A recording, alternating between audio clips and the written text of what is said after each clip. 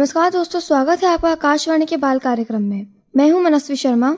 सभी को मेरा भी नमस्कार। मैं हूं शिविका सिंगल। आज हम Bal Bharati Public School Sir Gangaram Hospital Marg के छात्र बहुत ही रोचक कार्यक्रम लेकर उपस्थित हैं आपके ज्ञानवर्धन के लिए। अच्छा मनस्वी, अब बता भी दो आज के कार्यक्रम में क्या क्या विशेष प्रस्तुतियां हैं हमारे दोस्तों की। अरे शिविका, यह अक्टूबर महीना है। इस महीने में विश्व मानसिक स्वास्थ्य दिवस और विश्व शिक्षक दिवस का आना स्वयं में ही खास बात है। साथ ही अब त्योहार का मौसम भी तो आ चुका है ना सब कुछ खास। बिल्कुल सही कहा तुमने मनस्वी। तो अब बिना विलंब के सबसे पहले विश्व की सबसे प्राचीन संस्कृत भाषा में स्वागत गीत प्रस्तुत करेंगे हमारे मित्र कोविद अग्रवाल। प्रेम भावै समेषां शुभं स्वागतं कुर्महे ते वयं वाचिकं वन्दनं व्यस्ततां भूरि कार्यस्य हित्वा निजां जागता सन्ति पूज्या मदीयस्थलं श्रीमतां पादयो शब्दमालां प्रियां चार्पयामो वयं बालिका सादरं प्रेम भावै समेषां शुभं स्वागतं कुर्महे ते वयं वाचिकं वन्दनं सेवनं भाति चाभ्यागतानां प्रियं श्रीमतां तेस्तिना पुण्यदं दर्शनं सन्निधानेन याता वयं धन्यतां मानसं जायते नन्दनं नन्दनं प्रेम भावै समेषां शुभं स्वागतं कुर्महे ते वयं वाचिकं वन्दनं दिव्यसत्कारवस्तूनि सन्ति हनो कुर्महे स्वागतं शब्दपुष्पैः समं व्योम्नि शोभास्ति चन्द्रेण या आनीता सैव शोभा भवद्भिः सभायां कृता प्रेम भावै समेषां शुभं स्वागतं कुर्महे ते वयं वाचिकं वन्दनम्। वाह, कितनी सुंदर प्रस्तुति थी। अब श्रोताओं के लिए एक भजन प्रस्तुत करेंगे मिश्का गुप्ता। अच्युतं केशवं कृष्ण दामोदरम् अच्युतं केशवं कृष्ण दामोदरं रामनारायणं जानकीवल्लभं रामनारायणं जानकीवल्लभं।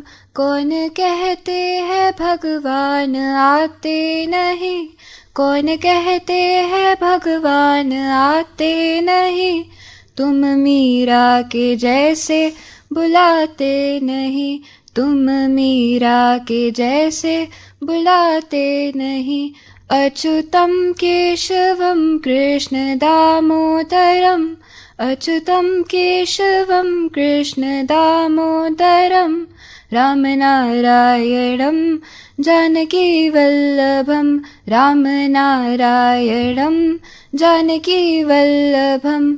कौन कहते हैं भगवान खाते नहीं, कौन कहते हैं भगवान खाते नहीं, बेर शबरी के जैसे खिलाते नहीं, बेर शबरी के जैसे खिलाते नहीं।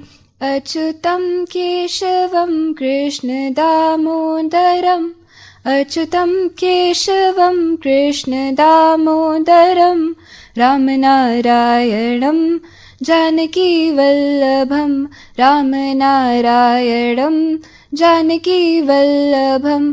कौन कहते हैं भगवान सोते नहीं, कौन कहते हैं भगवान सोते नहीं, माँ यशोदा के जैसे सुलाते नहीं, माँ यशोदा के जैसे सुलाते नहीं।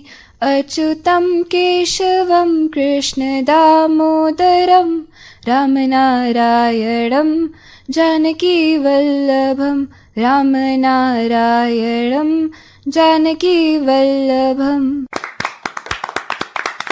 वाह मिशिका, गजब की प्रस्तुति थी। अब मैं स्वास्थ्य के ऊपर एक सुंदर कविता प्रस्तुत करने के लिए निमंत्रित करती हूँ जीत को। ये कविता शुभम श्याम द्वारा रचित मानसिक स्वास्थ्य पर। हर एक संकट का हल होगा, वो आज नहीं तो कल होगा। माना कि है अंधेर बहुत और चारों ओर नाकामी है, माना कि थक्कर टूट रहे और सफर अभी दुर्गामी है।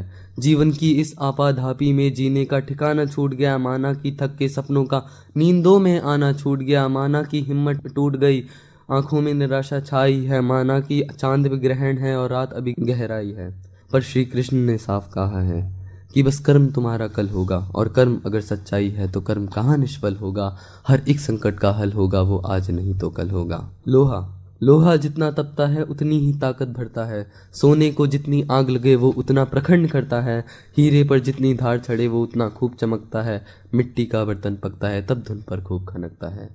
सूरज जैसा बनना है तो उसके जितना जलना होगा। नदियों सा आदर पाना है तो पर्वत छोड़ निकलना होगा। और हम तो राम के बेटे हैं, क्यों सोचे राह सरल होगा। कुछ ज्यादा वक्त लगेगा पर संघर्ष जरूर सफल होगा। हर एक संकट का हल होगा, वो आज नहीं तो कल होगा। नमस्कार, मैं तानवी शर्मा कक्षा 12वीं की छात्रा हूँ। आज मैं आप सभी को एक विद्यार्थी के जीवन का महत्व बताने जा रही हूँ। विद्यार्थी जीवन बहुत ही सुखद और बहुत ही अच्छा समय होता है एक इंसान की ज़िंदगी का। यह जीवन हमें अपने जीवन की नींव रखना सिखाता है। यदि नींव मजबूत होगी तो इमारत भी मजबूत होगी, लेकिन अगर नींव ही कमज़ोर है तो एक इमारत को मजबूती से खड़ा रहने में कैसे मदद कर सकती है।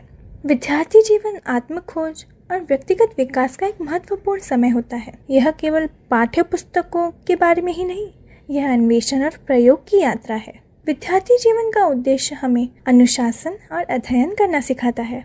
इसके बावजूद जीवन काफ़ी आनंददायक है। विद्यार्थी जीवन में संघर्ष कम होता है। स्कूल या कॉलेज के लिए तैयार होना, सुबह जल्दी उठना, अपने दोस्तों से मिलना, बातें करना और अपने दोस्तों के साथ ही अध्ययन करना, ये एक ऐसा समय है जो हमें अच्छी यादें बनाने में मदद करता है। मैं यही कहना चाहूँगी कि अगर आप एक विद्यार्थी हैं तो अपना ये समय अच्छे से अध्ययन करने में और अच्छी अच्छी यादें बनाने में लगाएं और समय का सदुपयोग करें। धन्यवाद।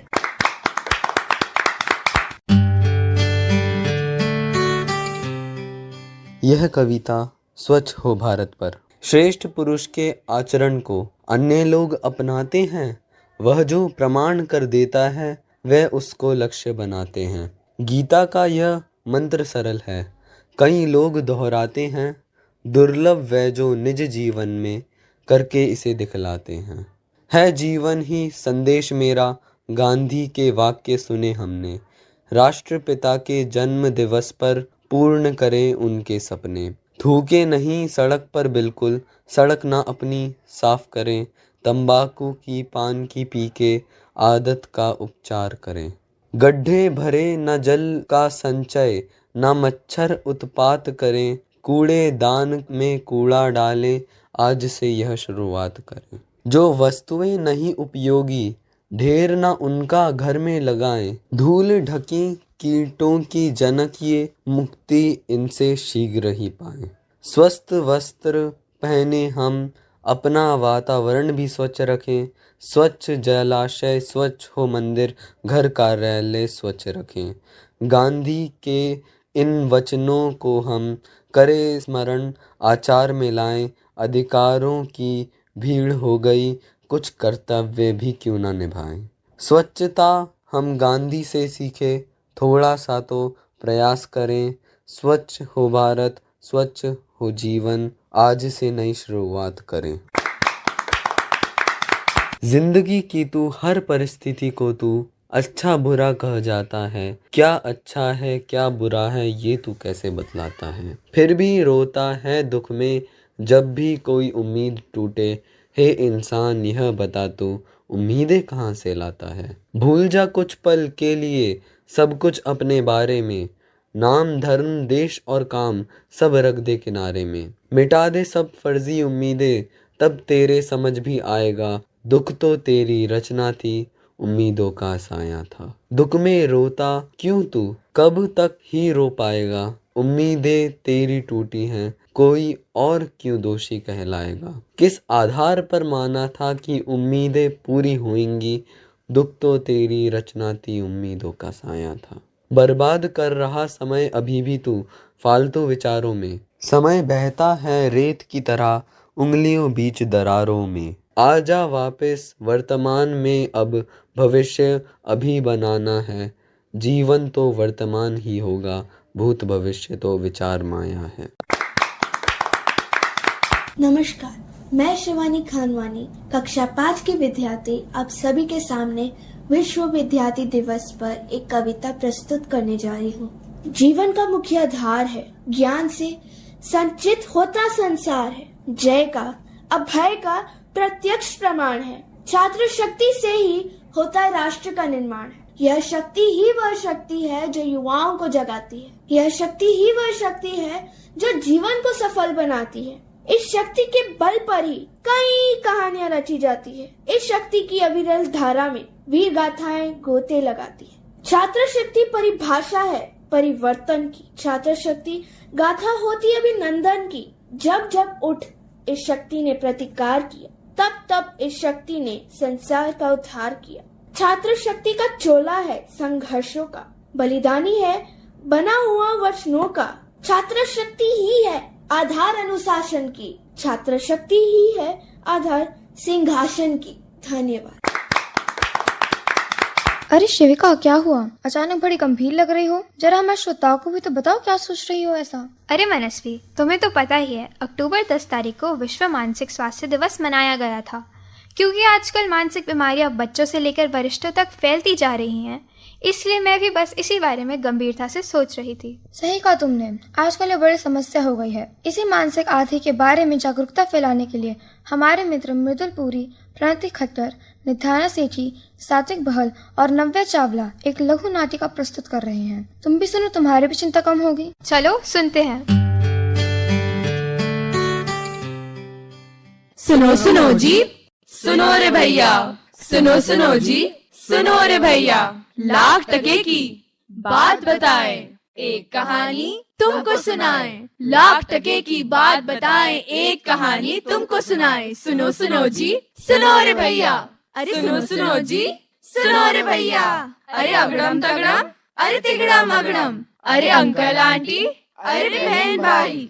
आगे नहीं पीछे नहीं, मुड़कर मत देखो, हमें देखो हमें देखो, देखो भाई देखो।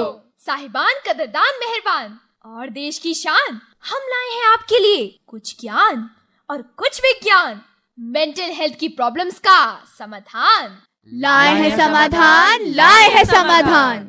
हाँ रिया, आज तो मैं तुम्हें राहुल की पार्टी में ही मिलूंगी। आज तो मैं इतनी सुंदर लगूंगी कि सब मुझे देखते ही रह जाएंगे। आप जैसा कोई मेरी जिंदगी में आए तो बात बन जाए, बात बन जाए। चाहे जितना मर्जी मेकअप कर ले, रहेगी तो तू काली की काली ही काली। इस फाउंडेशन से क्या ही होगा, तेरी नाक तो वैसी की वैसी ही रहेगी ना, वैसी की वैसी ही रहेगी। इन सब से कुछ नहीं होने वाला, तेरे लिप्स तो पतले और फटे के फटे ही रहेंगे, फटे के फटे ही रहेंगे। चाहे तू जितना मर्जी ये सब कर ले, रहेगी तो तू बदसूरत ही बदसूरत। बदसूरत बदसूरत बदसूरत। तंग आ चुकी हूँ मैं इस शब्द से। घिन आती है मुझे अपने आप से। अपने आप को शीशे में देखने से डर लगता है मुझे। क्या मेरी अपीयरेंस के अलावा और कुछ मेरी आइडेंटिटी नहीं है? मुझे किसी से बात नहीं करनी, सब चले जाओ। मैं परेशान परेशान परेशान परेशान। किसी इंसान के वजन या रंग रूप का मजाक उड़ाना अत्यंत शर्म की बात है। इंसान डिप्रेशन में जा सकता है, एंजाइटी डिसऑर्डर का मरीज बन सकता है या अपनी जान भी दे सकता है। इसलिए कभी किसी इंसान का मजाक ना उड़ाइए, क्योंकि हर इंसान खास है। हर इंसान खास है, हर इंसान खास है। बेबी सी हूँ मैं साउथ दिल्ली की, वीगन वाली डाइट, मन वाला घी। मेरा मन जो करेगा ना मैं वही करूंगी, ऐसी छोटी मोटी गाड़ी में मैं नहीं बैठूंगी। तो फिर क्या आज शॉपिंग चले गर्ल्स? यार मेरा आना पॉसिबल नहीं हो पाएगा, मम्मा नहीं मानेंगी। अरे चल ना यार इनकी, हम बात कर लेंगे आंटी से। हाँ यार रिंकी, चल ना। अरे मम्मी को गलती से भी कॉल मत कर देना, मैं चल लेती हूँ। OMG, ये ड्रेस तो देखो कितनी ज्यादा प्रिटी है। रिंकी और मुझ पे कितनी ज्यादा सूट करेगी। हाँ यार, और ये तो ओनली 4000 bucks की है। हैं? बस 4000? 4000? मेरे पास तो मुश्किल से 1000 होंगे, और वो भी मम्मी ने बोला था कि महीने की खर्ची है, संभाल कर इस्तेमाल करना। ओ वेट, लगता है मैं अपना वॉलेट घर पर भुलाई हूँ। एक काम करो, तुम लोग चले जाओ, मैं बाद में ये ड्रेस खरीद लूंगी। अरे तो क्या हुआ, अपने पापा से ऑनलाइन पेमेंट करवा देना। हाँ, एक काम करती हूँ, मैं पापा को कॉल कर लेती हूँ। पापा, मुझे ना एक ड्रेस पसंद आई है, बट पैसे थोड़े कम पड़ रहे हैं। क्या आप मुझे 3000 रुपीज पेमेंट कर सकते हो? बेटा, इस महीने हाथ थोड़ा टाइट सा चल रहा है और सैलरी भी नहीं आई है। मैं तुझे कैसे नई ड्रेस दिलाऊं? मुझे माफ करना, लेकिन मैं तुझे अगले महीने जरूर दिला दूंगा। कोई नहीं पापा, आई अंडरस्टैंड, बाय। पापा ना किसी मीटिंग में बहुत ज्यादा बिजी है, एक काम करो तुम लोग ले लो, मैं बाद में ड्रेस लेती हूँ। अच्छा जी, पापा बिजी हैं, मीटिंग में हैं। अरे चल ना, साफ साफ बोल कि तेरे पास पैसे नहीं है। अरे नहीं, पापा सच में बिजी हैं। यार, इसका तो हमेशा का यही है, ये फिर से बहाने बना रही है। सही में, चल यहाँ से। चल यार। अरे मेरी बात तो सुनो। अरे रुको तो। आलू ले लो, ले लो, गोभी ले लो, ले लो, प्याज ले लो। भैया, आलू कितने के दिए? 50 रुपए किलो दिए हैं मैडम, ले जाइए, एकदम फ्रेश है। अरे क्या फ्रेश, महंगाई तो दिन भर दिन बढ़ती ही जा रही है। अरे भैया 1 किलो प्याज तो देना। अरे सुनीता जी, इतने दिनों बाद दिखी हो तुम, और घर पे सब कैसा चल रहा है? बस सब बढ़िया है रिंकी जी, आप सुनाइए, आप कैसी हैं? सब बढ़िया ही चल रहा है। सुनो, आपको पता है 12वीं के रिजल्ट आ गए हैं, और मेरी बेटी 96% लाई है। 96? और मेहता साहब की बेटी 95। और आपकी बेटी प्रिया, अरे वो कितने लाई है? अरे प्रिया के पापा दफ्तर से आ गए होंगे। अरे मैं चलती हूँ, बाद में जरा मिलते हैं। रुकिए तो। Okay bye. रिजल्ट तो बताकर जाइए। प्रिया के पापा, सुनते हो जी? हाँ जी, क्यों चिल्ला रही हो? रिंकी की बेटी के 12वीं में 96% आए हैं, और मेहता साहब की बेटी के 95%, और एक हमारी प्रिया है 70 भी नहीं ला पाई। इसने तो महामारी नाक ही कटवा दी है, न शक्ल दिखाने लायक छोड़ा है, न मार्क्स बताने लायक। ये किस हालत में छोड़ दिया है इसने हमें? ये सब इस प्रिया की ही गलती है। जब ये मेहनत ही नहीं करेगी तो नंबर आएंगे कैसे? ना तो इसके पास दिमाग है, और इसको समझाने का भी कोई फायदा नहीं है। पर पापा, इस बार तो मैंने पूरी मेहनत की थी। मेहनत? कैसी मेहनत? पूरा टाइम तो वो ड्रामा में लगी हुई थी। नहीं है पापा, मेरा साइंस में इंटरेस्ट नहीं करनी मुझे साइंस परस्यू। आप एक बार मुझे मौका तो दो, मुझे ड्रामा बहुत पसंद है पापा। ड्रामा करेगी तू? ड्रामा में कौन सी प्लेसमेंट मिलती है? अब आगे कमाना है या नहीं? तूने सड़क पे ही रहने की सोच रखी है तो बता दे हमें, पहले ही बोल दे। ना लगाती तेरे पढ़ाई पे पैसे, ना होती इतनी बेइज्जती। देख ले प्रिया, ना तो हमारा खानदानी बिजनेस है और ना सरकारी नौकरी। अरे कब तक खिला पाएंगे तुझे? आगे क्या करना है सोचा भी है? पापा मम्मा, आप मुझे एक बार मौका तो दे के दीजिए। चुप कर, मेरी नजरों से दूर हो जा। तो देखा आप सभी ने, ये है हमारे समाज का सच, और ये वो सच है जिसका सामना हम करना ही नहीं चाहते। आज स्कूल जाता हर तीसरा बच्चा इस मानसिक तनाव से जूझ रहा है। रुकिए, ये किस्सा यहाँ खत्म नहीं हुआ। मानसिक समस्या, मानसिक रोग, मानसिक प्रॉब्लम भी एक प्रॉब्लम है। ये भी इतनी ही बड़ी बात है, इतनी ही बड़ी प्रॉब्लम है जितनी स्वास्थ्य रोग है। इसको हल्के में ना लिया जाए। अगर आपके आसपास या आप खुद तनाव से गुजर रहे हैं तो इस चीज को छोटा समझ के ना भूल जाएं। दोस्तों, हमने अपने मन पर बोझ डालने वाली चीजों को समझ तो लिया है, लेकिन अब वक्त है कि उस बोझ को हल्की सी मुस्कान के साथ हल्का कर दे। सबसे पहला कदम है अपने दिमाग और दिल को समझाना, माइंडफुलनेस। आज में रहो, कल के चक्कर में आज को क्यों बर्बाद करना है। माइंडफुल रहना सिर्फ सोच तक नहीं, खाना पीना भी जरूरी है। हेल्दी खाओ, हेल्दी सोचो, जैसा खाओगे अन्न वैसा बनेगा मन। चाहे जितने भी बिजी क्यों ना हो जाओ, अपने बिजी दिनचर्या में से खुद के लिए समय जरूर निकालें और अपने साथ साथ अपने प्रियजनों को भी ना भूलें। एक्सरसाइज करो, सिर्फ बॉडी नहीं माइंड भी फिट होगा।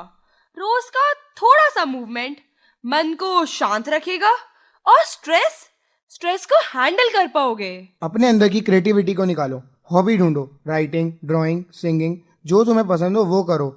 खुश रहोगे तो स्ट्रेस भी हैंडल कर पाओगे। एक और जरूरी बात, अपने इमोशंस को समझो, डोंट बॉटल थिंग्स अप। अपने इमोशंस को एक्सेप्ट करो और उन्हें किसी अपने या किसी काउंसलर से जाहिर करो। दुख बांटने से ही घटता है। बात करना सबसे जरूरी है। हम सिर्फ बोलने नहीं, सुनने के लिए भी तैयार होने चाहिए। अगर एक दूसरे को सपोर्ट करेंगे तो अकेलापन कभी हमें नहीं सताएगा। और सबसे इम्पोर्टेंट, तुम सबको बाउंड्री सेट करनी सीखनी चाहिए। हर चीज को थोड़ा टाइम दो, लेकिन अपना पीस कभी कॉम्प्रोमाइज मत करो। मेडिटेशन, ध्यान एक और रास्ता है। दिन के बस 5 से 10 मिनट भी अगर हम खुद को शांत कर सके तो दिन के स्ट्रेस को हम इजीली हैंडल कर पाएंगे। तो इसलिए बस 5 मिनट की सही ध्यान में जरूर बैठें। और जो हमने अपने अपनों के साथ कनेक्ट करना छोड़ दिया है, वो कनेक्शंस वापस लाओ। Real conversations with real connections. एक सिंपल सी स्माइल भी बहुत कुछ बदल सकती है। छोटी छोटी चीजें जैसे किसी को सुन लेना या उनके लिए टाइम निकालना, ये सब आपके रिलेशनशिप्स को और स्ट्रॉन्ग बनाएगा। तो दोस्तों, अब समय आ गया है, खुद को पसंद करो, खुद की तारीफ करो, खुद पर भरोसा करो। जब तक तुम खुद पर भरोसा नहीं करोगे, दूसरे तुम पर भरोसा नहीं कर पाएंगे। Start prioritising yourself. और जैसे तुम अपनी बॉडी की केयर करते हो, वैसे ही अपनी मेंटल हेल्थ की केयर करना भी शुरू करो। तो फिर आज से ही सभी माइंडफुल रहो, हेल्दी खाओ, फोन को छोड़ो, अपनों से बात करो, खुद के लिए टाइम निकालो और याद रखो, बात करो, कनेक्ट करो और हील करो। धन्यवाद।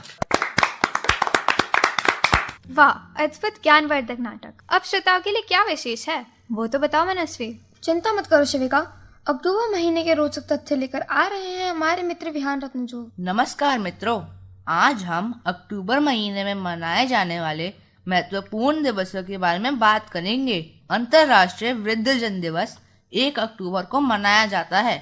यह दिवस वृद्ध व्यक्तियों के समक्ष आने वाली समस्याओं को उठाने तथा सभी आयु वर्गों के लिए सामाजिक विकास को बढ़ावा देने के लिए मनाया जाता है। 2 अक्टूबर को राष्ट्रपिता महात्मा गांधी जी की जयंती के उपलक्ष्य में उनकी जन्म जयंती मनाई जाती है।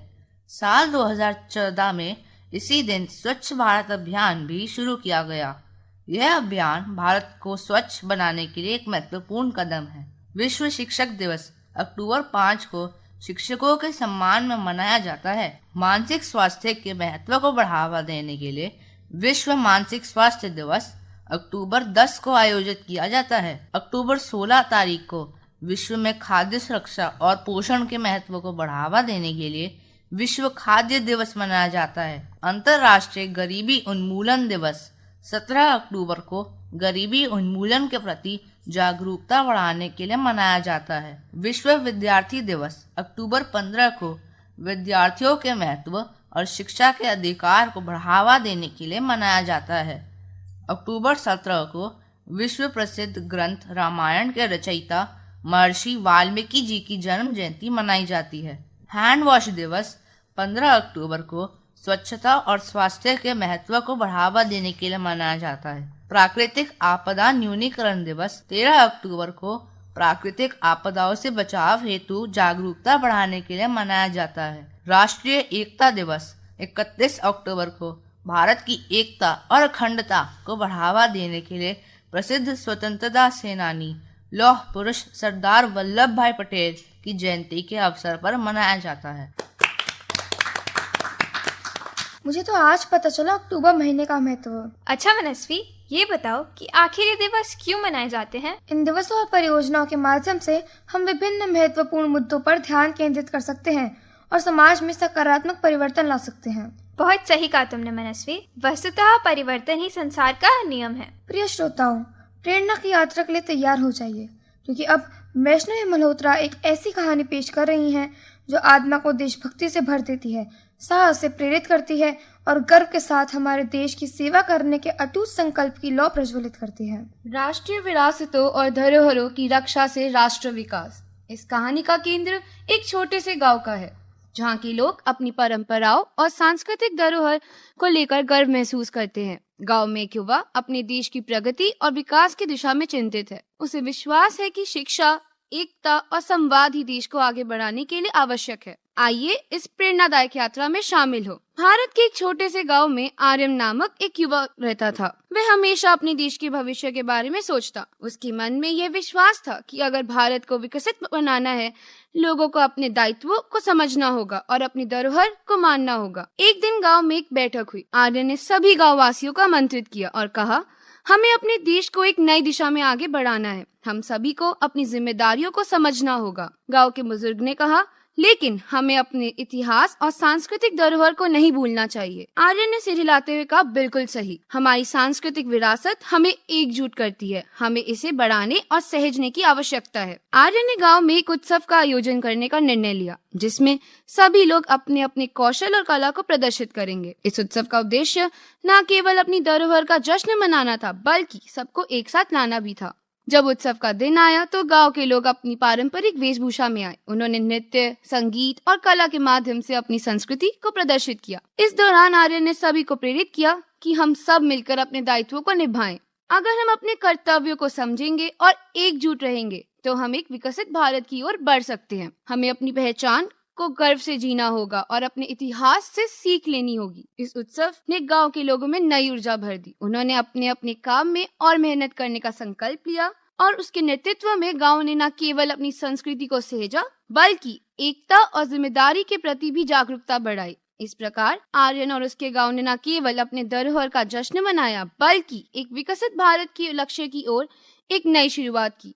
उन्होंने साबित किया कि अगर हम अपनी संस्कृति को अपनाएं, अपनी ऐतिहासिक धरोहरों के ऊपर गर्व करें और एकजुट रहें, तो किसी भी चुनौती का सामना कर सकते हैं। ये कथा हमें अनेक शिक्षा देती है। सामाजिक परिवर्तन, सामाजिक समानता, महिला सशक्तिकरण और जातिगत भेदभाव को समाप्त करने के लिए नए दृष्टिकोण विकसित करने की प्रेरणा, आर्थिक विकास। ये कथा 2047 तक भारत को एक मजबूत और आत्मनिर्भर अर्थव्यवस्था के रूप में विकसित करने का लक्ष्य है। सांस्कृतिक धरोहर। ये कथा हमें अपनी समृद्ध सांस्कृतिक धरोहर को सहेजने और वैश्विक स्तर पर प्रदर्शित करने का मौका देता है। वैज्ञानिक और तकनीकी प्रगति। भारत 2047 तक विज्ञान और प्रौद्योगिकी के क्षेत्र में अग्रणी बन सकता है। एकता और अखंडता। यह वर्ष हमारे लिए एकता और अखंडता का प्रतीक होगा, जिसमें सभी समुदाय के लोग मिलकर एक विकसित और समृद्ध भारत की दिशा में आगे बढ़ेंगे। भारत 2047 केवल एक तारीख नहीं, बल्कि ये हमारे सपनों, आकांक्षाओं और संघर्षों का प्रतीक है।